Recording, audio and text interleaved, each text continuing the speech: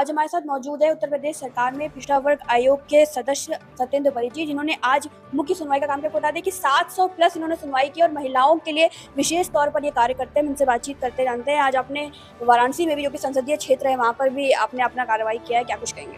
बहुत बहुत धन्यवाद। पहले आपने अपने चैनल में मुझे बोलने का अवसर दिया। लगातार शासन की प्रथम प्राथमिकता में है कि उत्तर प्रदेश में रहने वाला प्रत्येक नागरिक वो हमारे लिए मात्र वोटर नहीं है, वो हमारे लिए हमारे ही परिवार का सदस्य है। और हमारे परिवार का कोई भी सदस्य कहीं पीड़ा में हो तो हम चैन से कैसे बैठ सकते हैं। यही भाव मन में रखकर लगातार माननीय मुख्यमंत्री जी के निर्देश पर हम सभी शासन के प्रतिनिधि गांव-गांव जाकर के लोगों के बीच बैठकर उनकी समस्या का समाधान उनके यहाँ ही करने का प्रयास कर रहे हैं। जब आयोग में 2 साल पहले मुझे दायित्व मिला और मुझे अवसर मिला काम करने का, तो मैंने महसूस किया कि आयोग के बारे में आम जनमानस जानता ही नहीं। अब आप कल्पना करिए कि आयोग लखनऊ में एक बोर्ड है, एक कोर्ट है, जहां पर आपको न्याय मिलेगा, लेकिन उसका प्रयोग केवल धनाढ्य वर्ग या आईएएस आईपीएस के परिवार से जुड़ा वर्ग करता था। आयोग की ताकत का उपयोग आम जनमानस कर ही नहीं पा रहा था। 2 वर्ष पहले जब मैं योजना में आया, अब आप उदाहरण समझिए कि सोनभद्र गांव की किसी महिला के साथ दुर्व्यवहार होता है और वो अपनी शिकायत लेकर के थाने जाती है। दुर्भाग्यवश थाना अध्यक्ष भी उसकी शिकायत सुनता नहीं है, तो वो यह मन में भाव रख करके हताश होकर वापस घर जाती है कि हमारा अब कोई नहीं सुनेगा। उसे पता ही नहीं कि लखनऊ में एक आयोग बैठा है जो उसके अधिकारों का संरक्षण बहुत मजबूती से कर सकता है, तो उसे जानकारी नहीं। हम जब आयोग में आए तो आयोग आपके द्वार योजना बना करके 2 साल से लगातार प्रवास कर रहे हैं।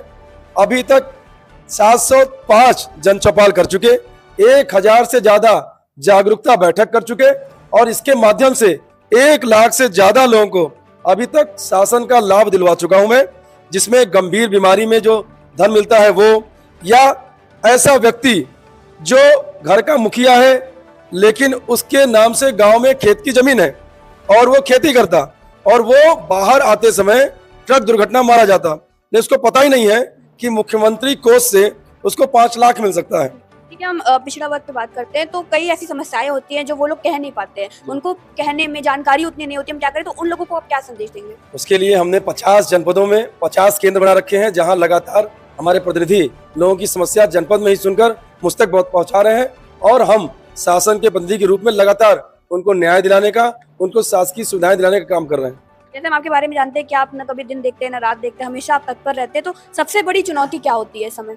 सबसे बड़ी चुनौती मेरे पास यह है कि एक भी व्यक्ति जैसे ही मुझे फ़ोन करता है, मेरे मन में भाव जागता है कि जब तक उसको न्याय न दिला दूं तब तक चैन से नहीं बैठना है।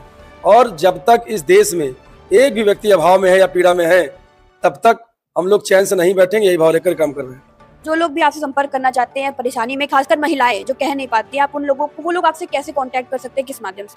आपको बता दें, मुझे बहुत लोग रील वाला भी व्यक्ति कहते हैं, तो रील के माध्यम से उसका एक अच्छा पहलू बता दूं कि गांव की गरीब महिलाएं मुझे फोन करती हैं कि भैया फेसबुक पे आपका मोबाइल नंबर देखे हैं, और तब मुझे लगता है कि मैं सही दिशा में काम कर रहा हूँ।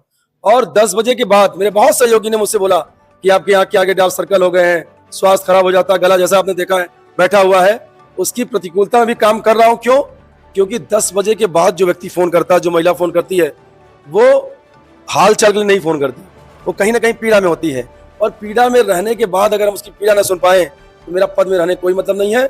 आप भी कभी प्रयास करिएगा, एक बार प्रयोग करिएगा, रात के 2 बजे मुझे आप फोन करेंगे, सिंगल रिंग में मेरा फोन उठता है और मैं तुरंत एक्टिव हो जाता हूँ। मेरी एक टीम है लखनऊ में बना रखा है जो 24/7 वो काम करती है, शिकायत सुनते हैं और तुरंत हम लोग एक्टिव हो जाते हैं। एक अंतिम सवाल, सत्येंद्र परी जी का आने वाले सालों में क्या लक्ष्य है? मेरा बस लक्ष्य ये है कि ईश्वर मुझे इतना सामर्थ्यवान बनाए, जब मैं यह महसूस करता हूँ कि मेरे पास जो दायित्व है, उस दायित्व के अधीन या उस दायित्व के अंतर्गत आकर के मैं बहुत सी माताओं को उनका न्याय नहीं दिला पाता, तब मैं ईश्वर से कामना करता हूँ, प्रयास करता हूँ कि मुझे और सामर्थ्यवान ईश्वर बनाए, ताकि मैं एक एक व्यक्ति की पीड़ा को दूर करने का प्रयास कर सकूँ। बहुत बहुत धन्यवाद। हमारे साथ अभी सत्येंद्र परी जी थे। आपको बता दें कि ये लगभग हर जनपद में अपना कार्य कर रहे हैं और इन्होंने 700 प्लस कार्रवाई की और प्रधानमंत्री के संसदीय क्षेत्र में भी आज इनकी बड़ी कार्रवाई थी। आप भी इनसे संपर्क कर सकते हैं। आप इनके कॉन्टैक्ट नंबर के माध्यम से, इंस्टाग्राम के माध्यम से इनसे कॉन्टैक्ट कर सकते हैं।